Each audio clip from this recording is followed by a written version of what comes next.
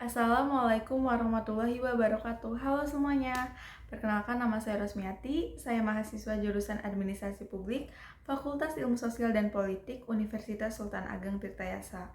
Di sini saya akan menjelaskan tentang laporan realisasi anggaran pada mata kuliah Akuntansi Publik.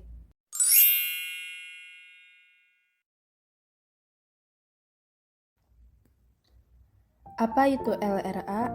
LRA adalah laporan realisasi anggaran yang dimana laporan yang memberikan informasi tentang realisasi anggaran, belanja, pembiayaan, dan sebagainya.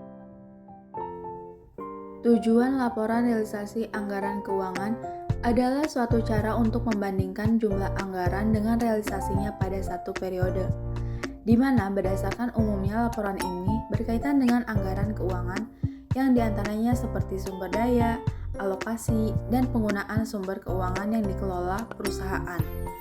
Dengan demikian, adanya penyusunan laporan ini digunakan untuk memastikan apakah laporan keuangan yang sudah disajikan benar atau tidak dengan yang di lapangan. Unsur laporan realisasi anggaran yang pertama yaitu pendapatan.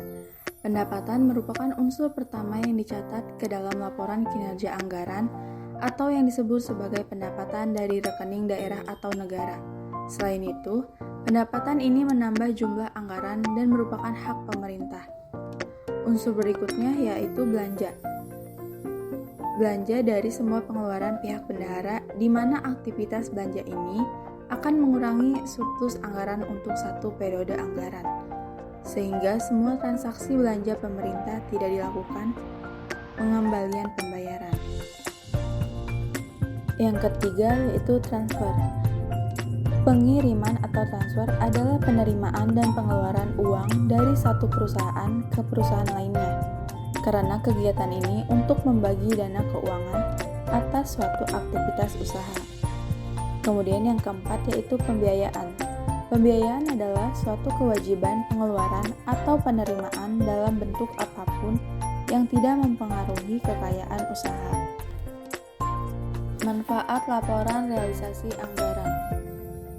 Yang pertama yaitu menyediakan informasi tentang sumber, alokasi, dan juga penggunaan sumber daya ekonomi.